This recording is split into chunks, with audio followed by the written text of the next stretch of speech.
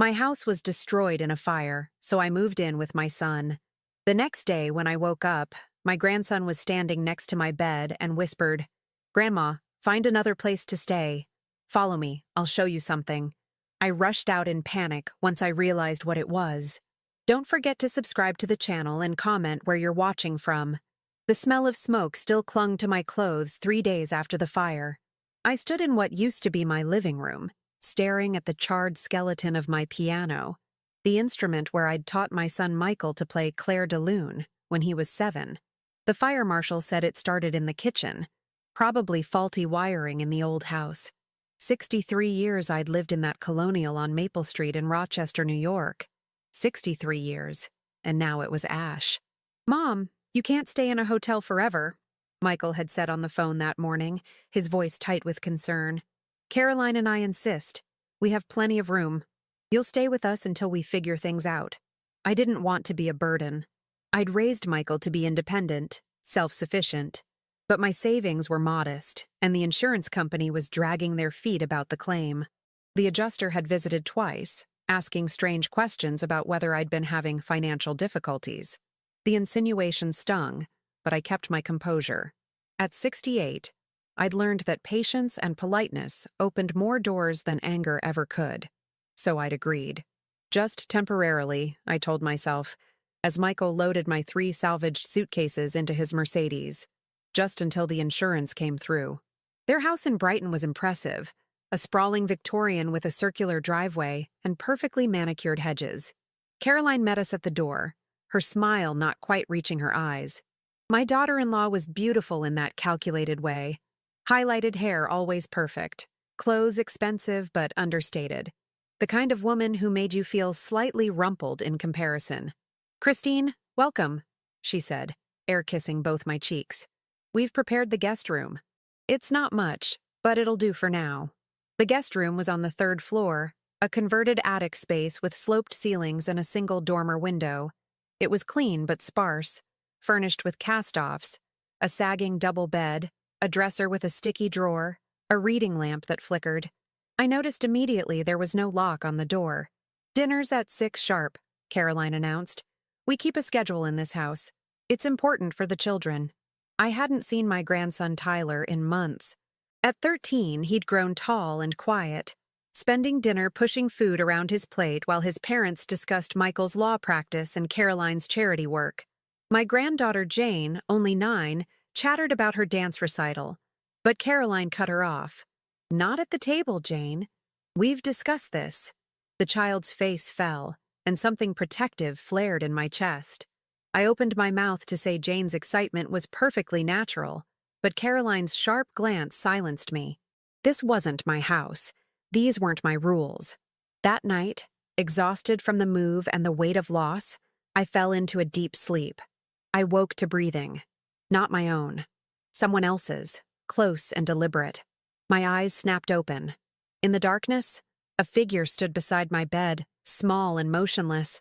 My heart hammered as I fumbled for the lamp, and in its weak glow, I saw Tyler.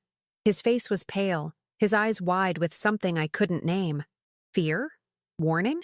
"Tyler, what's wrong, sweetheart?" "Grandma," he whispered, his voice barely audible. "You need to find another place to stay." The words hit me like cold water. "What? Why would you—" "Shh." He glanced toward the door, then back at me. "I can't explain now, but you're not safe here. Please, you have to believe me." My mouth went dry. This was my grandson, a boy I'd babysat, whose scraped knees I'd bandaged, who'd cried in my arms when his goldfish died. He wasn't prone to dramatics or lies. "Tyler, you're scaring me. What's going on?" He moved toward the door, then turned back. "Follow me.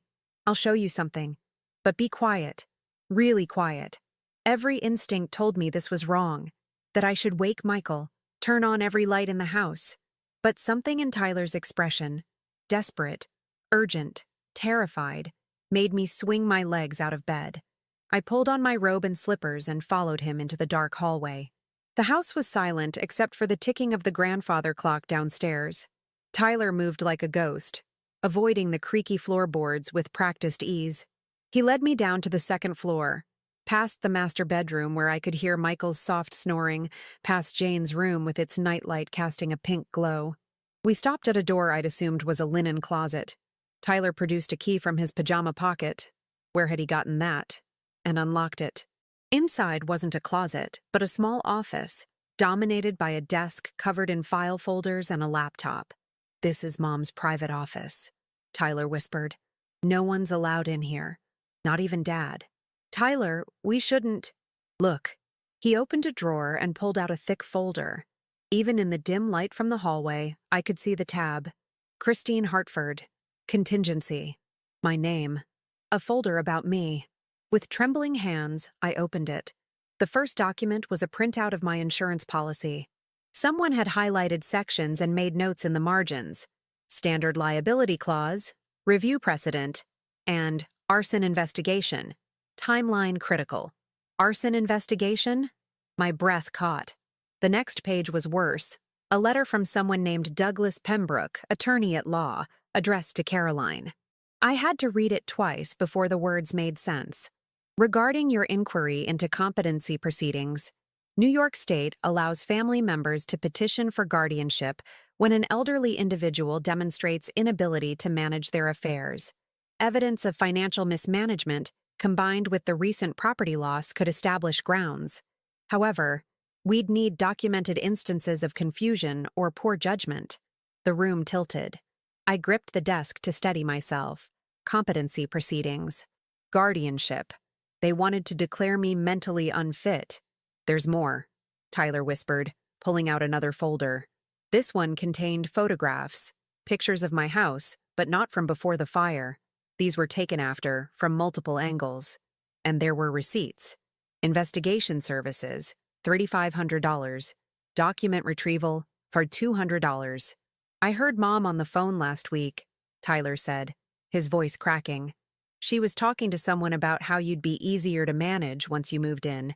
About how the fire was fortunate timing. Grandma, I don't think your house fire was an accident." The words hung in the air between us, impossible and terrifying. "That's insane," I breathed. But even as I said it, pieces began clicking into place. The insurance adjuster's odd questions. Caroline's too-quick offer of housing.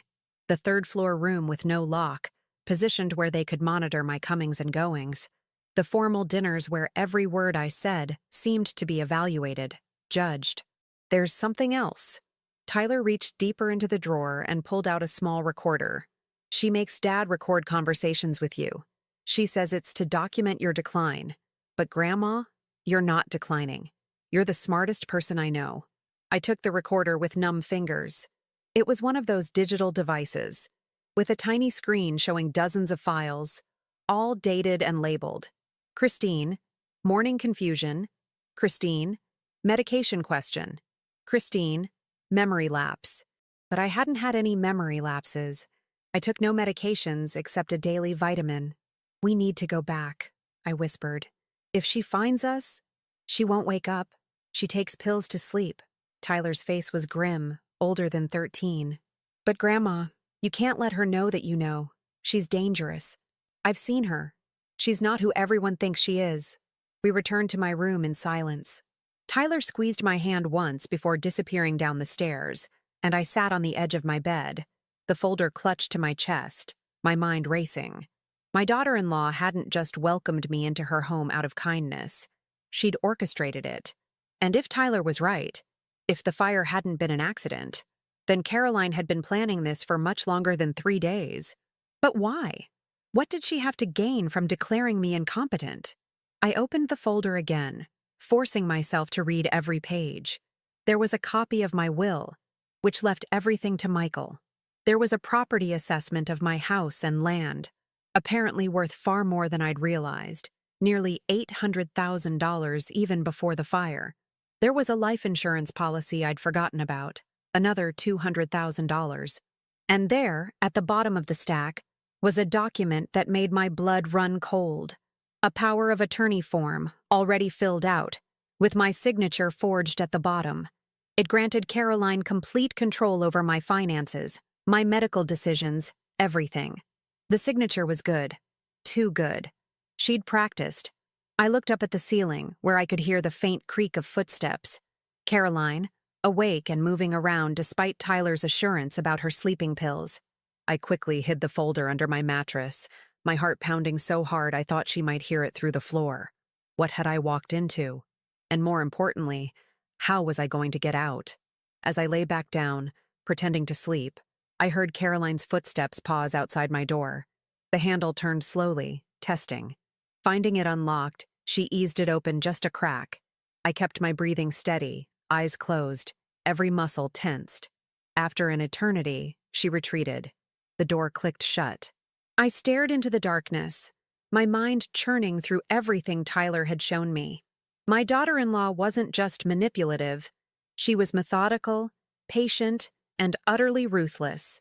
And tomorrow morning, I'd have to sit across from her at breakfast and pretend I knew nothing at all. Morning came too quickly. I'd barely slept, my mind replaying Tyler's warning and the documents in that folder. At 6:47 a.m., I heard Caroline's footsteps descending the stairs with military precision. I forced myself to wait another 10 minutes before rising, giving myself time to arrange my face into something calm and grateful. The bathroom mirror showed the truth. Dark circles under my eyes, new lines around my mouth. I looked like exactly what Caroline wanted everyone to see. A confused, traumatized old woman barely holding herself together. Good. Let her think that. I dressed carefully in my nicest surviving outfit, a navy cardigan and slacks, and made my way downstairs. The kitchen smelled of expensive coffee and something baking. Caroline stood at the counter in athleisure wear that probably cost more than my monthly pension, arranging fruit on Jane's plate in perfect geometric patterns. "Christine, good morning," she said without turning around. "Did you sleep well? I thought I heard movement upstairs around 3. My pulse quickened, but I kept my voice steady. "Like a log, dear. First good night's sleep since the fire, actually. This house is so quiet." She glanced at me, and I saw the calculation in her eyes. Testing me. Always testing. "I'm glad. You look tired, though. Maybe you should see a doctor. Michael's physician is excellent, very thorough. He could run some tests, make sure everything's working properly." She tapped her temple with one manicured finger. "At your age, it's important to stay ahead of things." There it was. The first move. Get me to a doctor she controlled, who could document confusion or memory issues. That's thoughtful, but I have my own doctor. Dr. Brown's been seeing me for 30 years. I should probably check in with her anyway. I poured myself coffee, pleased when my hand didn't shake. In fact, I was thinking I should start handling my insurance claim more actively. Can't just sit around waiting. Caroline's smile tightened. "Of course. Though you're welcome to stay here as long as you need. No rush at all. We love having you." Michael appeared then, already dressed in his lawyer's uniform of pressed shirt and tie. He kissed Caroline's cheek, then mine, and I felt a pang of grief. My son, my beautiful, brilliant son, who had no idea what his wife was planning. Or did he? The thought lodged in my throat like a stone. Was Michael complicit in this? The recorder files had said he was making recordings, but Tyler had said Caroline made him do it. How much did my son know? "Mom, I'm glad you're settling in," Michael said, grabbing his briefcase. "Caroline mentioned you seemed a bit disoriented last night. Forgot which room was yours?" I hadn't forgotten anything. Another lie, another piece of evidence being manufactured. "No, dear. I knew exactly where I was, though I did get up for water around midnight. Maybe Caroline heard that." I watched her face carefully. A flicker of something, annoyance, suspicion, crossed her features before the pleasant mask returned. "Must have been," she said lightly. "These old houses make so much noise. Every creak and groan." After Michael left, Caroline announced she had a charity meeting and would be gone most of the day. "You'll be fine here alone, won't you? Jane's at school, Tyler has soccer practice, there's lunch in the fridge." The moment her BMW disappeared down the driveway, I moved. First, I photographed every page in that folder with my phone. A basic model I'd bought years ago but which Caroline probably thought I barely knew how to use. The young always underestimated the old. Let them. Then I searched. Carefully, methodically, replacing everything exactly as I found it. Caroline's office yielded more treasures. A second file containing financial records showing Michael's law practice was struggling, with debts I knew he'd never mentioned. A credit card statement with charges to expensive restaurants, designer boutiques, a jewelry store, all while they claimed they were being careful with money. And then, in a locked drawer I opened with a bobby pin, a skill my late husband had taught me as a joke 40 years ago, I found something that made my blood run cold. A life insurance policy. On me. Taken out 3 months ago, with Caroline listed as the beneficiary through some legal mechanism I didn't fully understand. $2 million. 2 million reasons to want me dead. My hands shook as I photographed it. The policy was dated from before the fire, which meant Caroline had been planning this for months. The fire hadn't been fortunate timing. It had been the opening move. I heard a car in the driveway. Panic seized me. Caroline wasn't supposed to be back for hours. I shoved everything back in the drawer, locked it, and rushed out of the office, pulling the door shut behind me. The key, Tyler's key, I slipped into my pocket as I hurried toward the stairs. But I wasn't fast enough. "Christine?" Caroline's voice came from the foyer. "Are you up there?" I froze halfway up the staircase. "Yes, dear. Just coming down from my room. I thought I'd make myself some tea." She appeared at the bottom of the stairs, her expression unreadable. She was supposed to be at a meeting. Why had she come back? "I forgot my phone," she said, holding it up as proof. But her eyes were scanning me, searching for something. "Were you looking for something?" "Just familiarizing myself with the house," I said, continuing down the stairs with what I hoped looked like casual ease. "It's so lovely. You've decorated it beautifully." "The second floor is private," Caroline said, her voice sharp now, the pretense of warmth evaporating. "The guest areas are the third floor and the main level. I'd appreciate it if you'd respect our boundaries." "Of course. I'm sorry.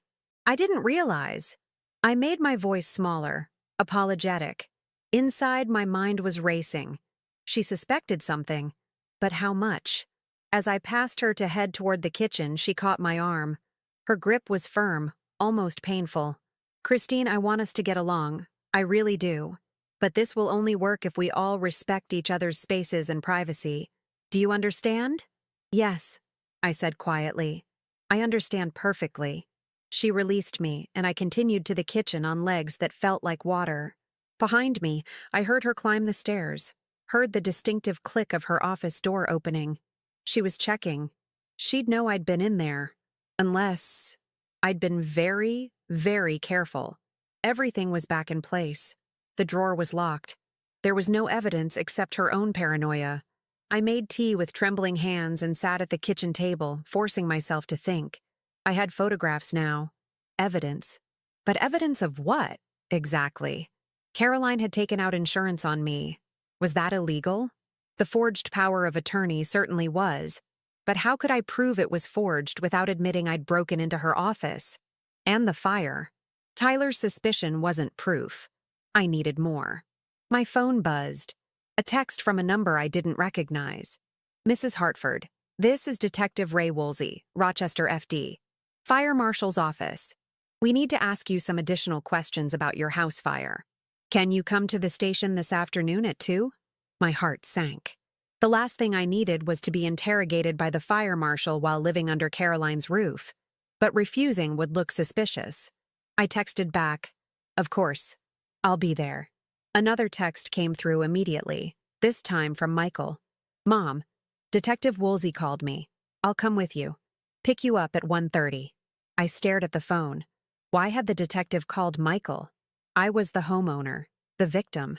Why involve my son? The answer crystallized with horrible clarity.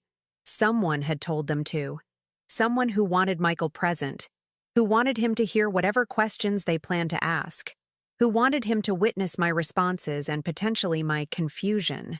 Caroline appeared in the kitchen doorway. "Who are you texting?" I looked up, and in that moment, I stopped pretending to be the harmless old woman. "The fire marshal wants to see me this afternoon. Apparently they have questions." Something flickered in her expression. Surprise? She hadn't expected this yet. Whatever she'd set in motion, this was ahead of schedule. Questions about what? she asked carefully. I suppose I'll find out. I stood, leaving my tea untouched. Michael's going with me. He seems to think I need supervision. Christine, that's not... He's just being protective. Is he? I met her eyes directly. Or is someone telling him I need protection from myself? The mask slipped just for a second. I saw the real Caroline underneath. Cold, calculating, and very, very dangerous. I don't know what you think you've... She started, then caught herself. You've been through a trauma. The fire, losing your home. It's natural to feel paranoid, to see threats where there aren't any. That's why we want you here. Safe, where we can help you. Of course, I said softly. How silly of me. I walked past her, up to my third-floor room, and closed the door. Then I sat on the bed and pulled out my phone, going through the photographs I'd taken. Evidence. I had evidence now. But of what? Exactly? A suspicious insurance policy wasn't a crime. Financial problems weren't proof of murder. And a forged power of attorney only mattered if I was around to contest it. Tyler had said I wasn't safe here. Looking at Caroline's cold calculations, I was beginning to understand why.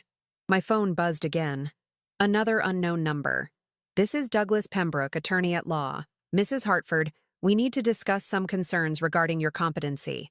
Please call my office at your earliest convenience. So it was starting. The legal machinery Caroline had set in motion was coming for me. I had 4 hours until the fire marshal interview. 4 hours to figure out who I could trust and what I could prove. The only thing I knew for certain was that I couldn't stay in this house much longer. Tyler was right.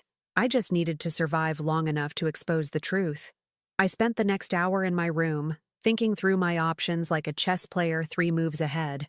Caroline believed she held all the power, the house, the lawyer, my son's loyalty. But she'd made one critical mistake. She'd underestimated me. At 1:15, I heard Michael's car pull up. I descended the stairs slowly, deliberately, my purse over my shoulder. Caroline was waiting in the foyer, her smile painted on like armor. Christine, before you go, I think we should talk about getting you some help. A therapist, perhaps. Someone who specializes in trauma and elderly care. That's kind, Caroline, but unnecessary. Is it? She stepped closer, lowering her voice. You were wandering the house in the middle of the night. You seemed confused this morning about where things were. Michael's noticed it too. We're worried. Michael appeared behind her, keys in hand. His expression was troubled, conflicted. Mom, maybe Caroline's right. It couldn't hurt to talk to someone. I'm fine, I said firmly. And I'm perfectly capable of answering questions about my own house fire. The drive to the fire marshal's office was tense. Michael kept glancing at me, clearly wrestling with something. Finally, he spoke. Mom, they're going to ask some hard questions about your finances, your state of mind before the fire. Just be honest with them, okay? Why wouldn't I be honest? Caroline thinks... He stopped himself, gripping the steering wheel tighter. She's worried you might be struggling more than you're letting on, that you might have been overwhelmed, that maybe I started the fire myself. The words hung in the air like poison. Michael's silence was answer enough. Your wife has put ideas in your head, I said quietly. Ideas about your mother being incompetent, confused, maybe even dangerous to herself. Why would she do that, Michael? She cares about you. We both do. Does she? Or does she care about something else entirely? He pulled into the parking lot without answering. Inside, Detective Ray Woolsey was waiting, a sharp-eyed man in his 40s with a notebook and an expression that revealed nothing. Mrs. Hartford, thank you for coming in. Mr. Hartford, I appreciate you bringing your mother. He led us to a small interview room. This shouldn't take long, just some follow-up questions. But it wasn't just Detective Woolsey. There was another man in the room, Douglas Pembroke, the lawyer from Caroline's files. My stomach dropped. Mr. Pembroke, I said carefully, I wasn't expecting you. Mrs. Hartford. He nodded politely. I'm here in an advisory capacity, given some concerns that have been raised about your well-being. By whom? Your family. He gestured to Michael. Your son is understandably worried, especially in light of recent events. Detective Woolsey opened a folder. Mrs. Hartford, let's start with the night of the fire. Walk me through your evening. I did, calmly and precisely. Dinner at 6, reading until 9, bed by 10, waking to smoke at approximately 2:15 a.m. And you're certain you turned off the stove? I didn't use the stove that evening. I had a sandwich for dinner. Woolsey consulted his notes. According to your initial statement, you said you'd made tea around 8. Yes, using an electric kettle, not the stove. But you do use the stove regularly? Of course. I've been cooking for 50 years without incident. Pembroke leaned forward. Mrs. Hartford, have you experienced any memory issues lately? Forgetting appointments? Misplacing things? No. Your daughter-in-law seems to think. My daughter-in-law, I said, my voice hardening, has her own agenda. And if you're basing an investigation on her claims rather than evidence, Detective Woolsey, then we have a serious problem. Michael shifted uncomfortably. Mom, they're just trying to help. Are they? I turned to face my son directly. Michael, has Caroline been recording our conversations? His face went pale. That was answer enough. What recordings? Woolsey asked, suddenly more interested. I pulled out my phone and opened the photographs I'd taken. These are files from a digital recorder in Caroline's office, each one labeled with dates and descriptions of my supposed confusion or memory lapses. Except none of these incidents actually occurred. Michael stared at the screen, his expression shifting from confusion to horror. Caroline said she was just keeping notes. For the doctor. She said you'd agreed. I agreed to nothing. I swiped to the next photo. This is a life insurance policy taken out on me 3 months ago before the fire. $2 million with Caroline as the beneficiary through a trust arrangement. Pembroke's professional mask slipped. That's privileged client information. How did I find it? I looked. In my daughter-in-law's private files, including this. I showed them the forged power of attorney. Notice the signature? It's not mine. Caroline forged it. That's a serious accusation, Pembroke said, but his voice had lost its confidence. It's the truth. And I suspect, Detective Woolsey, if you examine the fire scene more carefully, you'll find evidence that it wasn't faulty wiring at all. Woolsey was writing rapidly now. What makes you think that? Because my daughter-in-law needed me homeless and vulnerable. She needed me dependent on her, living under her roof, isolated from my own resources. The fire accomplished exactly that. I turned to Michael, who looked like he might be sick. Your wife has been planning to have me declared incompetent so she can control my assets. My house was worth $800,000. There's another $200,000 in life insurance from your father's policy, and apparently, an additional $2 million if I die under the right circumstances. No, Michael breathed. Caroline wouldn't. She loves you. She's been systematically creating evidence of my mental decline. She's hired lawyers to begin competency proceedings, and she's made sure you, my own son, would be a witness to my supposed confusion. I kept my voice gentle despite the anger burning in my chest. Michael, she's using you. He stood abruptly, his chair scraping against the floor. I need to make a call. After he left the room, Woolsey leaned back in his chair. Mrs. Hartford, these are explosive allegations. Can you prove any of this? I have the photographs. I can provide testimony about conversations I've overheard. And I'm willing to bet, if you dig deeper into Caroline's background, you'll find this isn't the first time she's done something like this. Pembroke cleared his throat. For the record, my communication with Mrs. Caroline Hartford was entirely appropriate.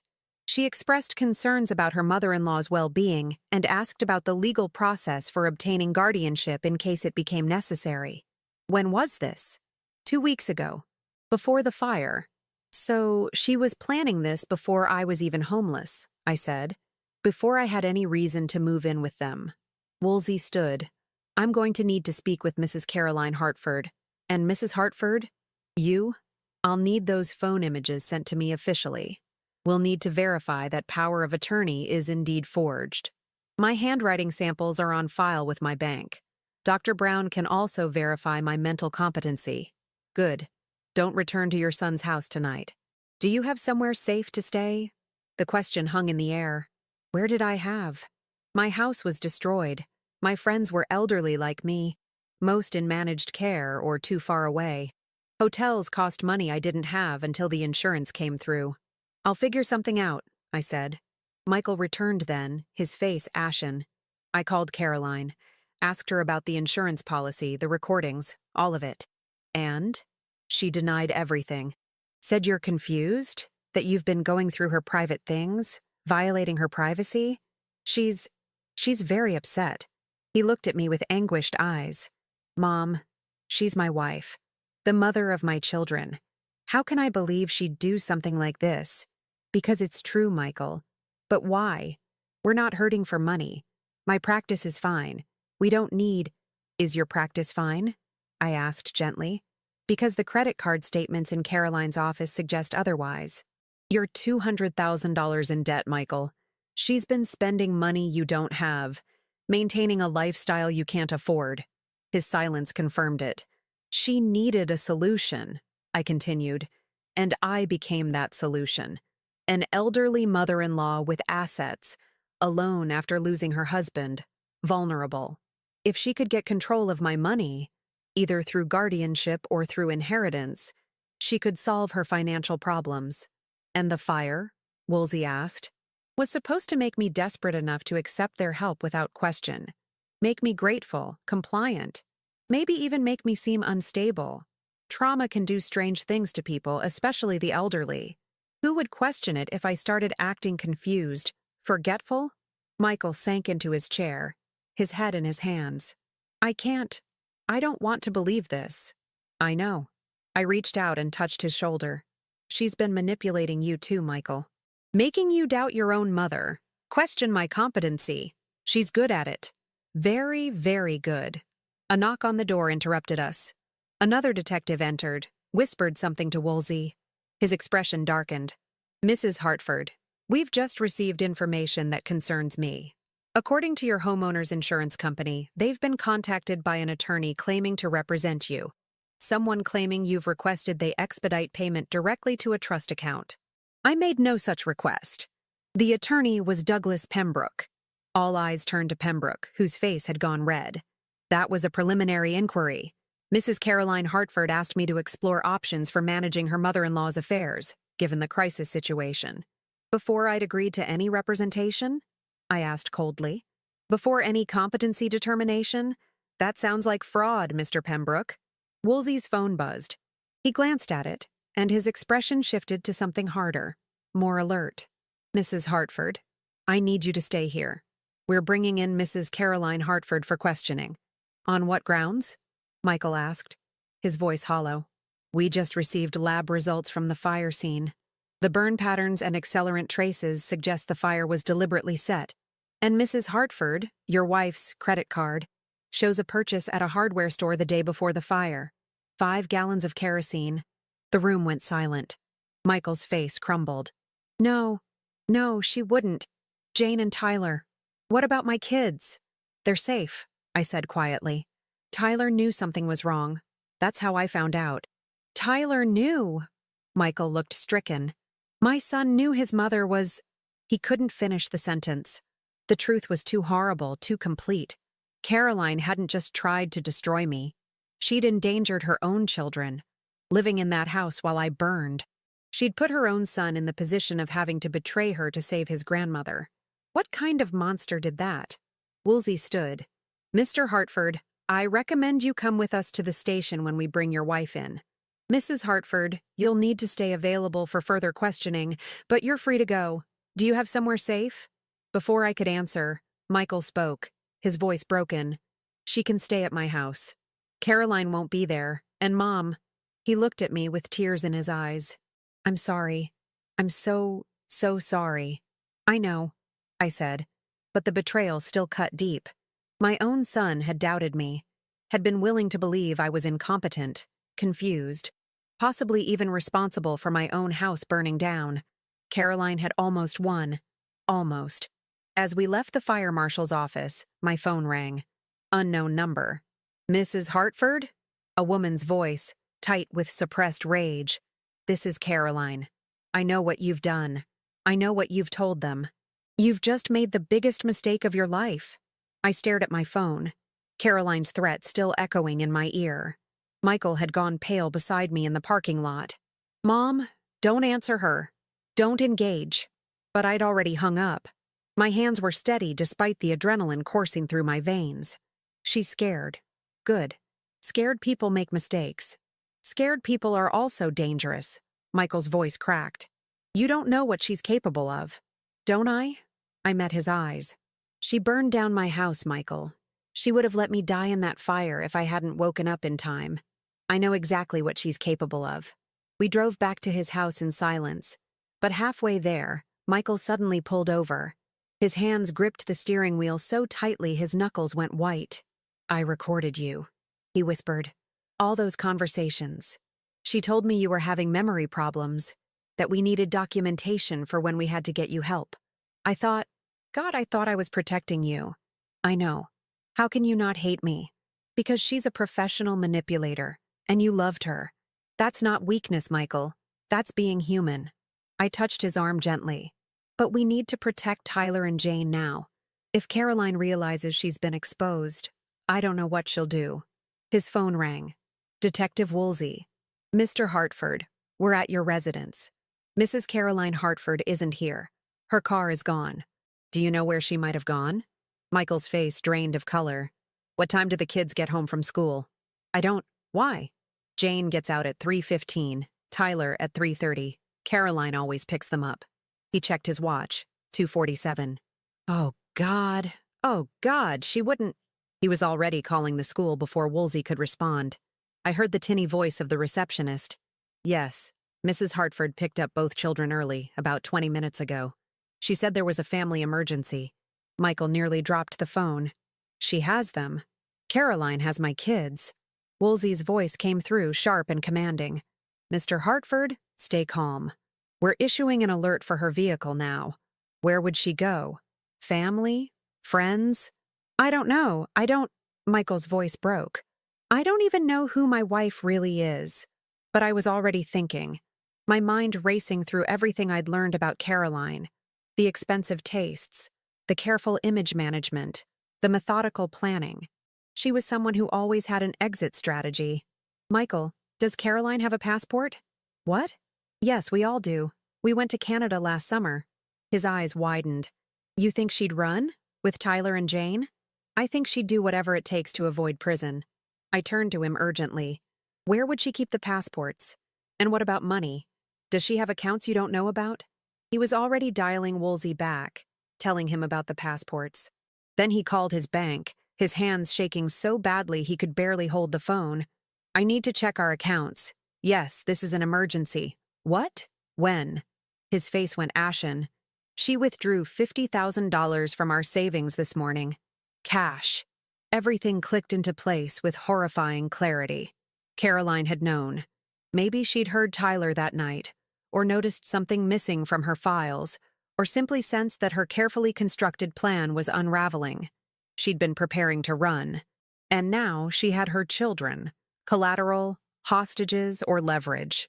Maybe all three. My phone buzzed. A text from an unknown number. "You want to see your grandchildren again? Stop talking to the police. Tell them you made a mistake, that you were confused. You have 2 hours."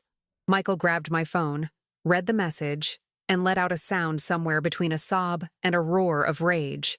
"She's using Tyler and Jane as bargaining chips. She's using our children."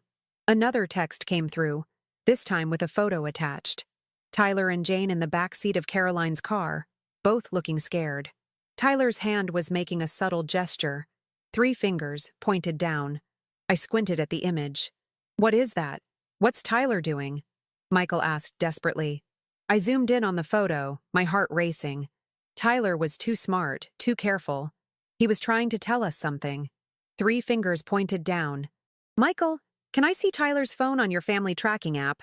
He pulled it up with trembling hands. "It shows the house, but that's not possible. They're not at the house. Unless Tyler left his phone there on purpose. When Caroline picked them up, he must have had seconds to make a decision." I studied his gesture again. 3 fingers. He's telling us where they're going. How could he possibly? Because Tyler's been watching his mother. He knew something was wrong. He's been trying to protect his family. I closed my eyes thinking, where would Caroline go that Tyler would know about? Somewhere she's talked about, somewhere specific enough that he could signal it. Michael's phone rang again. Detective Woolsey. We've got her car on traffic cameras heading north on I-490. She's moving fast. North. Toward Lake Ontario. My mind raced through possibilities. Michael, does Caroline have family in Canada? Friends? Her mother lives in Toronto. But they're estranged. They haven't spoken in years. He stopped. Wait. Last month, Caroline got a letter from her mother's lawyer. Something about a property. I asked about it and she said it was nothing. Just her mother trying to manipulate her. What kind of property? A cottage on Lake Ontario. Caroline's grandmother left it to her. I never thought. I assumed she'd sold it or ignored it. I grabbed his phone and called Woolsey back, explaining quickly. Within minutes, police were being dispatched to the Canadian border crossings and the cottage address we'd found in Caroline's email. But something nagged at me. Caroline was too careful, too methodical. The traffic cameras heading north could be a misdirection. She'd know they'd track her car. Michael, does Caroline have another vehicle? Something registered under a different name? No, Wait. His brow furrowed. Her mother's car. When her mother moved into assisted living last year, Caroline was supposed to sell it. But she said the market was bad, that she'd wait. It's in a storage unit. Where? South Side. Ironwood Storage. I immediately called Woolsey back. Check Ironwood Storage on the south side. I think she switched vehicles. While we waited for confirmation, another text came through, this time to Michael's phone. Your mother is destroying this family. She's always been jealous of what we have, of our success. If you really love your children, you'll stop her before she ruins everything. Michael showed it to me, his jaw clenched. She's still trying to manipulate me, even now. Of course she is. It's all she knows how to do. Woolsey called back. We found her BMW at the storage facility. Empty. But there's no record of what vehicle her mother owned. We're checking now. I closed my eyes, forcing myself to think like Caroline. Smart. Calculating. Always 3 steps ahead. She wouldn't go to the cottage. Too obvious. She wouldn't try to cross into Canada with the children. Too risky with alerts out. So where? My phone rang. Tyler's number, calling from what must be Jane's phone. Grandma? His voice was barely a whisper. Can't talk long. Mom thinks Jane's playing a game. We're at a motel. Highway 104 near the lake. Blue Star Inn. She keeps making calls. Says she's waiting for someone. Tyler, are you safe? Is Jane... We're okay. But Mom's acting strange. She keeps crying and then stopping suddenly like she's 2 different people. Grandma, I'm scared. I know, sweetheart. The police are coming. Just stay calm and... The line went dead. I told Woolsey and Michael immediately. Within seconds, units were being dispatched to the Blue Star Inn. Michael wanted to go, but Woolsey insisted we wait. If she sees you, she might panic. We have negotiators. Let us handle this. But I couldn't just sit and wait. Something about Caroline's behavior was troubling me. She keeps making calls, says she's waiting for someone. Who? She had no allies left. No one to help her escape. Unless... Detective Woolsey, has anyone checked on Douglas Pembroke in the last hour? A pause. Why? Because Caroline's lawyer had access to my insurance information, was trying to fraudulently claim my assets, and is facing his own criminal exposure. What if they planned this together? What if he's the one she's waiting for? Woolsey's voice became urgent, barking orders in the background. Moments later, Pembroke's office says he left for a client meeting 90 minutes ago. His secretary doesn't know where. Everything was falling into place. The terrible, dangerous picture. Caroline and Pembroke had been partners in this scheme from the beginning. When it fell apart, they'd both needed an exit strategy. And Pembroke, a lawyer with resources and connections, could help her disappear. But he'd want something in return. Insurance money, maybe. Or the children. Leverage to keep Michael and me from pursuing charges. My phone rang again. This time it was Caroline herself. Christine. Her voice was cold, controlled. You've made things very complicated, but they don't have to be. All you have to do is sign some papers, transfer your assets to the trust we set up, And I'll bring the children home safely. Where's Pembroke, Caroline? A pause. I don't know what you mean. You're waiting for him. You planned this together. But here's what you haven't considered.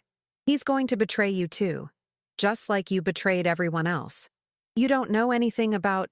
I know you set fire to my house. I know about the forged power of attorney, the false insurance claims, the systematic manipulation of your own husband. And I know that right now, you're sitting in a motel room with your terrified children, all your carefully laid plans crumbling around you. Those children are mine, she hissed. I won't let you take them from me. You did that yourself the moment you decided they were worth less than money. She hung up. But I'd heard something in the background. A voice, male, agitated. Pembroke was already there. Michael was watching me with haunted eyes. She's not going to surrender. She'll hurt them before she lets them go. No, I said firmly. She won't. Because underneath all the manipulation and greed, Caroline is fundamentally a coward. She burned down an empty house while I slept, not while I was awake to fight her. She manipulated you instead of confronting me directly. Everything she's done has been from the shadows, never facing consequences. Then what will she do? She'll try to run. And when she can't, she'll try to negotiate. But she won't hurt Tyler and Jane because that would make her the monster everyone now knows she is. And Caroline still believes she can convince people she's the victim, Woolsey called. We're in position at the motel. 2 subjects visible through the window. Mrs. Hartford and an unidentified male, likely Pembroke. Children are in the bathroom. We're preparing to make entry. Wait, I said suddenly. Let me talk to her first. Mrs. Hartford, that's not... She'll listen to me. She thinks I'm weak, confused. She still believes she can manipulate her way out of this. Let me use that. A long pause, then. You'll be wired. And at the first sign of danger, we're coming in. 10 minutes later, I stood outside room 117 of the Blue Star Inn, my heart pounding but my hands steady. Behind me, out of sight, were a dozen police officers. Inside were my grandchildren, held by a woman who'd tried to murder me. I knocked on the door. Caroline, it's Christine. Let's talk about this. Just you and me. The door opened a crack, and Caroline's perfectly made-up face appeared in the gap. Though her mascara was smudged, her lipstick faded. She looked like a beautiful mask that was beginning to crack. You're alone? She demanded. Completely. I just want to talk. About what comes next. She studied me for a long moment, then opened the door wider.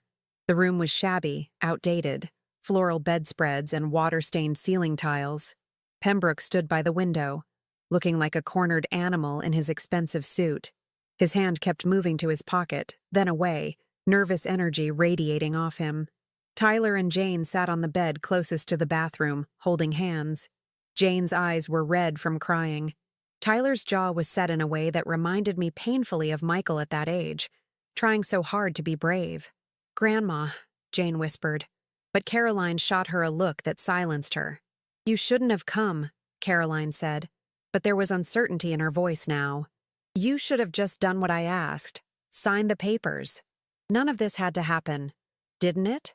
I stepped further into the room, keeping my voice calm, almost conversational. You set fire to my house, Caroline. You forged legal documents. You took out life insurance on me and started planning how to access it. This was always going to happen. That's not... I never meant for anyone to get hurt.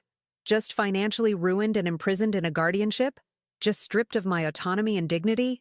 I shook my head. Do you really think that's better? Pembroke spoke up then, his voice tight. Mrs. Hartford, this can still be resolved quietly. If you agree to our terms, if you transfer the assets we discussed, we can all walk away from this. Your grandchildren go home safely. No one else gets hurt. Hurt? I let the word hang in the air. Mr. Pembroke, you do realize the police know everything? They know about the arson, the forged documents, your fraudulent insurance claims. There is no walking away from this. His face went pale. You're bluffing. Am I? You left your office 90 minutes ago. Called it a client meeting. Your secretary documented it. Your phone's GPS led them right here. And those papers you're so desperate for me to sign? They're evidence of ongoing criminal conspiracy. Caroline's mask slipped further. You called the police? You, after I told you what would happen if you... You told me you'd hurt my grandchildren if I didn't give you everything I owned, I said flatly. Did you really think I'd negotiate with a threat like that? They're my children. Then act like their mother. My voice rose for the first time, sharp with anger. Real mothers don't use their children as bargaining chips. They don't terrify them, drag them into criminal conspiracies, teach them that love is just another tool for manipulation. Tyler spoke up suddenly, his voice stronger than I expected. She's been planning this for months, Grandma. I heard her on the phone last summer, talking about how much money you had, how you were expendable. I didn't understand it then, but I wrote it down. I have dates, times, everything she said. Caroline spun toward him, her face contorting. Tyler, you don't know what you're talking about. You're a child. You don't understand adult. I understand that you tried to kill Grandma, Tyler said, standing up. His hands were shaking, but his voice stayed level. I understand that you told Dad to record her so you could make her seem crazy. I understand that you bought kerosene and matches and you... His voice broke. You could have killed her, and you didn't even care. Shut up, Caroline hissed. You don't get to... You're my son. You're supposed to be loyal to me. I am being loyal, Tyler said quietly. I'm being loyal to the truth.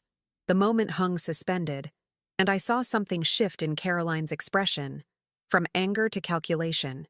She was evaluating, processing, trying to find a new angle. Tyler's just confused, she said, turning back to me with a forced calm. You've poisoned him against me, Christine. You've always been jealous of my relationship with Michael, of the life we built. This whole thing is your revenge, isn't it? You couldn't stand to see him happy. It was a masterful deflection, the kind that had probably worked on Michael 100 times. But I'd had decades more experience reading people than Caroline had manipulating them. Is that what you'll tell the jury? I asked. That a 68-year-old woman orchestrated her own house fire as revenge? That she forged her own power of attorney and took out life insurance on herself just to frame you? You broke into my office. You violated my privacy. After your 13-year-old grandson warned me I was in danger. After he risked his mother's wrath to show me evidence of your crimes. I took another step closer. Caroline, I know you think you're the smartest person in any room. And maybe you are clever. Clever enough to fool Michael for years. Clever enough to plan an elaborate fraud. But you made 3 critical mistakes. Pembroke moved toward the door, but I raised a hand. I wouldn't, Mr. Pembroke. The room is surrounded. The moment you step outside, you'll be arrested. His hand was definitely in his pocket now, and I suddenly realized why he'd been so nervous. What are you reaching for? A weapon? I'm just... He has a gun, Tyler said suddenly. I saw it when we got here, in his briefcase. Everything in the room went still. Jane let out a small sob. Caroline's eyes widened. Genuine surprise, which meant she hadn't known Pembroke was armed. Put your hands where I can see them, I said, my voice steady despite the fear coursing through me. Now, Mr. Pembroke, you don't understand, he said, his voice rising with panic. This wasn't supposed to go this way. We had a plan. We were going to be careful, legal, everything by the book. You committed arson, fraud, and conspiracy to murder, I said. There's nothing legal about any of this. It was her. Pembroke pointed at Caroline. She pushed for everything. The fire, the forged documents, all of it. I just provided legal advice. I'm a lawyer. I was advising my client. You're a co-conspirator, I corrected. And right now you're threatening children with a concealed weapon. That makes you a hostage taker, Mr. Pembroke. Is that really how you want this to end? He looked at Caroline, perhaps expecting support, but she had backed away from him, her expression calculating. She was already distancing herself, I realized, already preparing her next defense, the manipulated wife, led astray by a corrupt lawyer.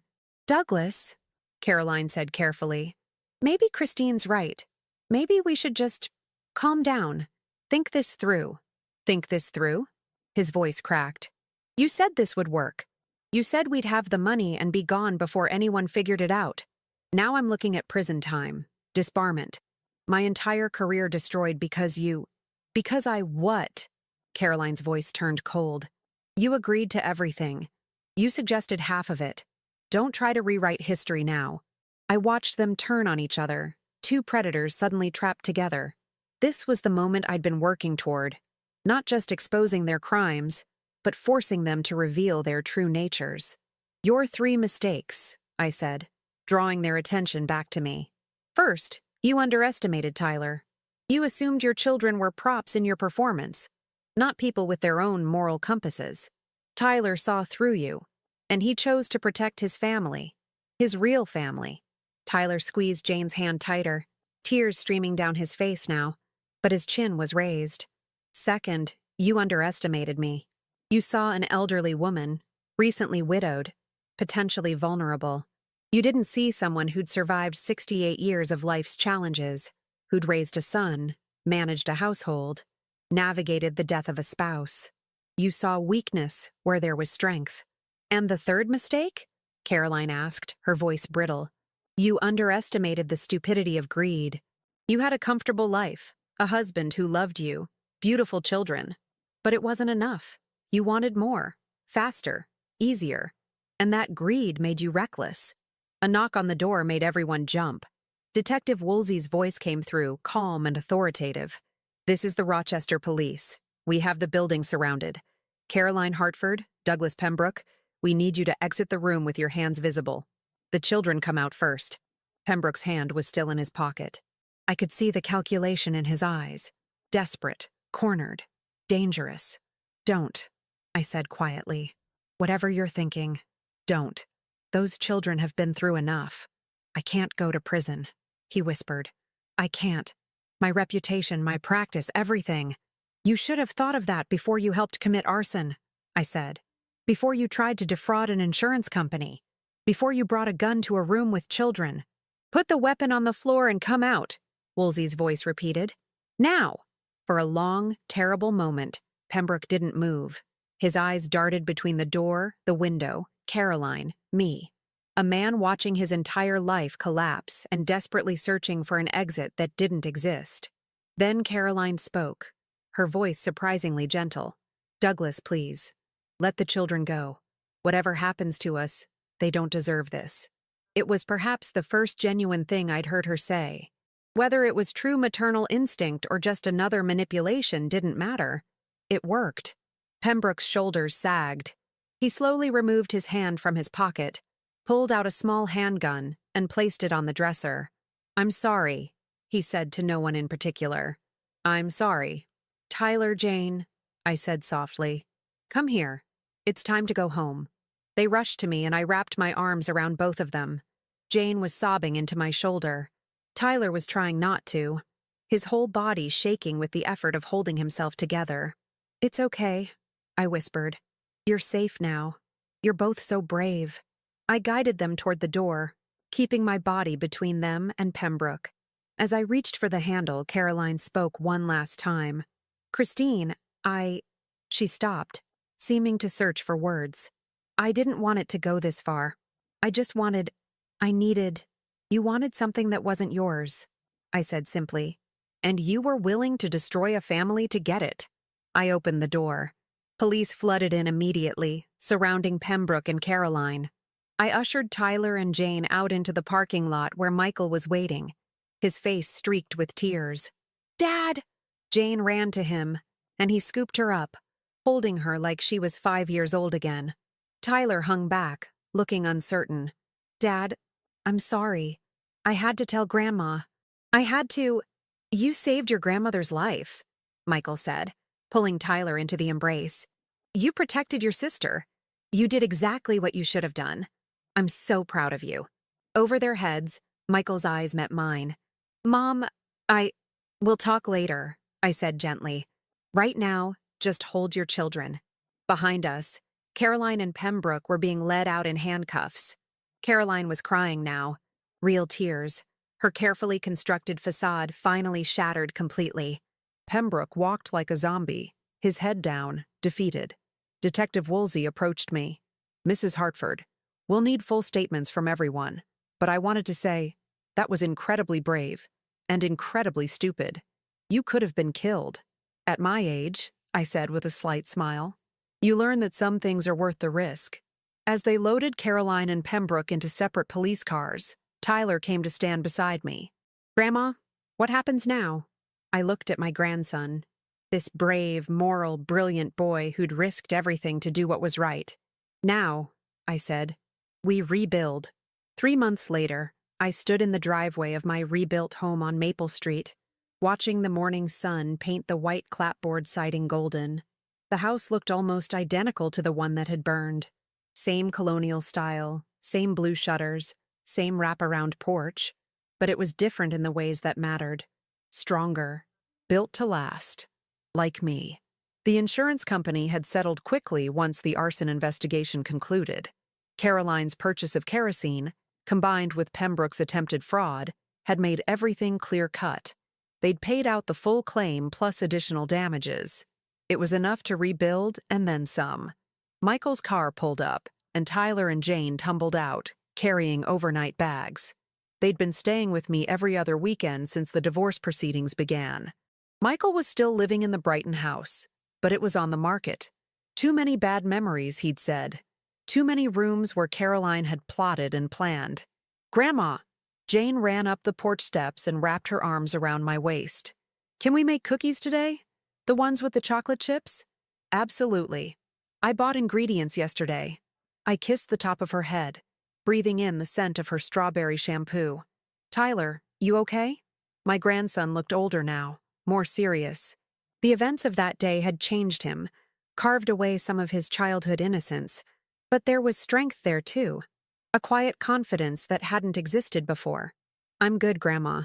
Is it okay if I work on my history project? It's about people who stood up against injustice. Of course, the dining room has the best light. Michael lingered on the porch as the children went inside. He looked better than he had in months. The haunted expression had faded, replaced by something calmer, though sadness still lingered in his eyes. How are you holding up?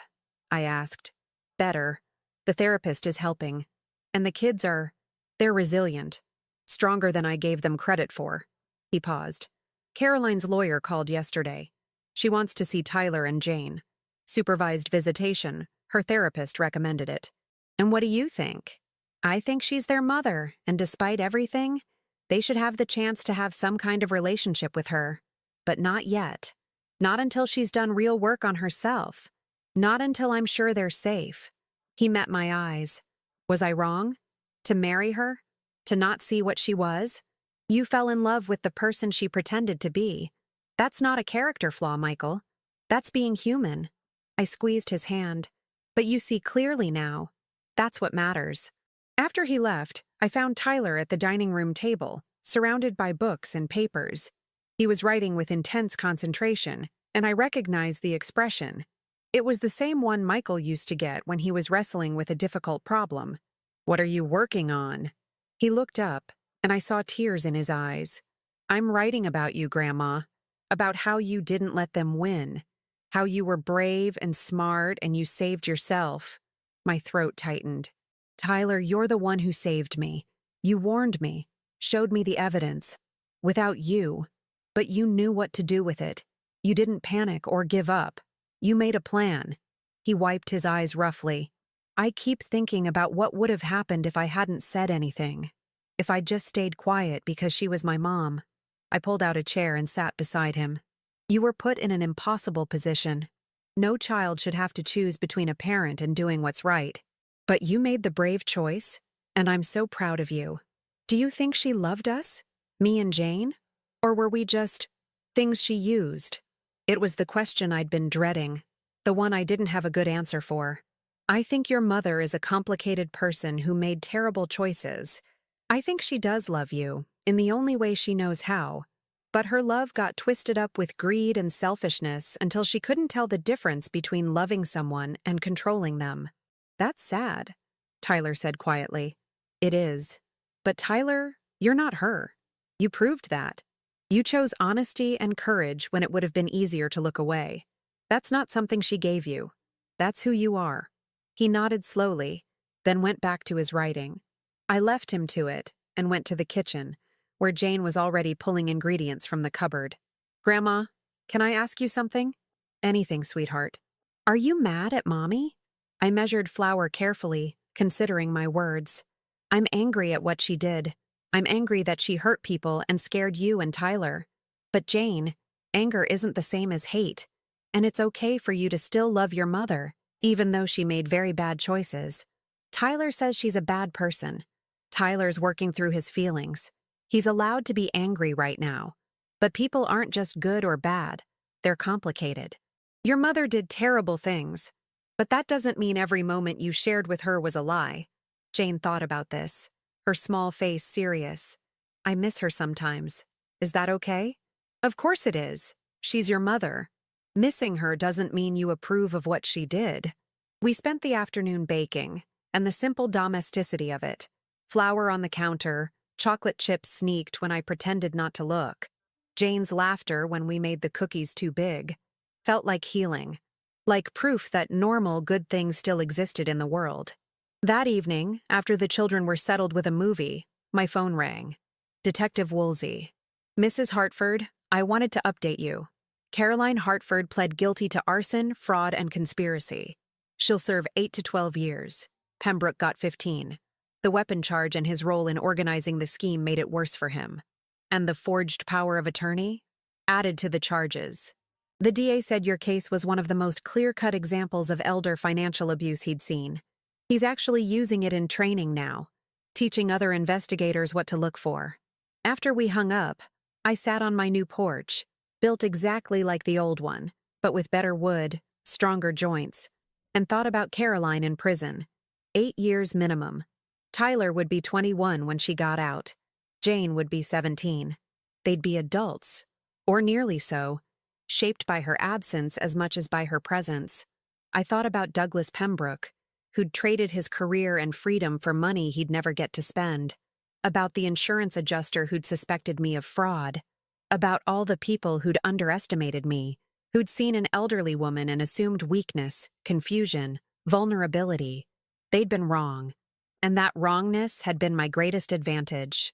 The door opened behind me, and Tyler stepped out, his history project notebook in hand.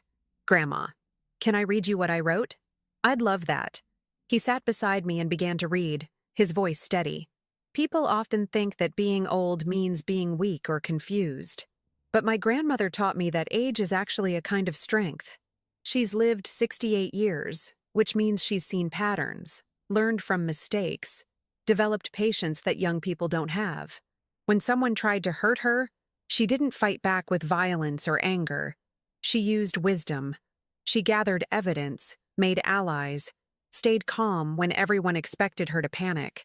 She knew that the person who stays calm longest usually wins. And she taught me that doing the right thing is sometimes scary, but it's always worth it. My eyes filled with tears. Tyler, that's beautiful. It's true, he said simply. You're my hero, Grandma. We sat together as the sun set, turning the sky pink and orange. Inside, I could hear Jane singing along to her movie, slightly off-key and completely joyful. This house, this moment, it was what Caroline had tried to destroy, and it was what I'd fought to preserve. Not just the building or the land or the money, but this. The sound of children's voices, the warmth of family untainted by manipulation, the simple gift of safety and truth. The next morning, I received an unexpected letter. It was from Caroline, forwarded through her lawyer. My first instinct was to throw it away unread, but curiosity won out. The handwriting was shaky, nothing like her usual precise script. Christine, I know you have no reason to read this, let alone believe anything I say. I know I destroyed any chance of your forgiveness, but I need you to know that I never wanted to hurt you. I wanted what you had, not just the money, but the respect, the independence, the way Michael looked at you with unconditional love. I spent my whole life pretending to be perfect, and you just were. You didn't need to perform or manipulate or control. You were enough, just as you were. I convinced myself that you didn't deserve what you had, that you were just lucky, that taking it from you was somehow justified. But the truth is, I was jealous. Jealous of a 68-year-old woman because she had something I'd never learned how to build. Genuine love, earned through years of showing up, being honest, being strong enough to be vulnerable. I don't expect forgiveness. I don't deserve it. But I want Tyler and Jane to know that what I did wasn't their fault. That you're a remarkable woman and they're lucky to have you. Take care of them. Teach them what I couldn't. Caroline. I read it twice, looking for manipulation, for hidden angles. But it seemed, for perhaps the first time, genuinely honest. Not that it changed anything. Words on paper couldn't undo arson or fraud or the terror my grandchildren had felt. But it was something. An acknowledgement. A small step toward whatever truth Caroline was capable of reaching. I filed the letter away in a drawer. Maybe someday Tyler and Jane would want to read it. Maybe not. That would be their choice. A week later, Dr. Brown stopped by for tea. We'd been friends for 30 years, though she'd been my physician first. She'd testified during the legal proceedings, providing documentation of my mental competency and physical health. Her testimony had been crucial in establishing that Caroline's claims were fabricated. "How are you, really?" she asked, settling into one of my porch chairs. Not the polite answer, the real one. "I'm angry sometimes," I admitted. Angry that my own daughter-in-law tried to kill me. Angry that Michael was manipulated into doubting me. Angry that Tyler and Jane lost their childhood innocence. But I'm also grateful. Grateful I survived. Grateful Tyler was brave enough to warn me. Grateful that I still had the strength and clarity to fight back. I smiled. And grateful for this porch, this tea, this moment. Caroline wanted me helpless and dependent. Instead, I'm here, independent, with my family intact. That feels like victory. It is victory, Dr. Brown said firmly. You outthought, outmaneuvered, and outlasted someone half your age who thought she was smarter than you. That's not just victory, Christine. That's mastery. That evening, Michael came by alone. The children were with his sister for the night. He looked nervous, holding a folder I recognized, the same type Caroline had kept her schemes in. "Mom, I found something when I was cleaning out the house. Papers Caroline had hidden. Evidence of other things she'd done before we met. I think I wasn't her first target. We spent 2 hours going through it. Caroline had married once before, briefly, to an older man who'd died under suspicious circumstances. No investigation, just a heart attack that seemed natural enough. Until you saw the life insurance policy taken out 6 months prior. The same pattern of manufactured evidence of confusion. The same lawyer, Douglas Pembroke. She's done this before, Michael whispered. She's killed before. We need to give this to Detective Woolsey, I said. That man's family deserves to know the truth. I married a serial killer. Michael's voice cracked. I brought her into our lives, into our children's lives. You brought home a woman who was very good at pretending to be someone she wasn't. I corrected gently. Michael, you're not responsible for her choices. You're only responsible for your own. And you've made good choices since learning the truth. You've protected your children, supported the investigation, started therapy. That's what matters now.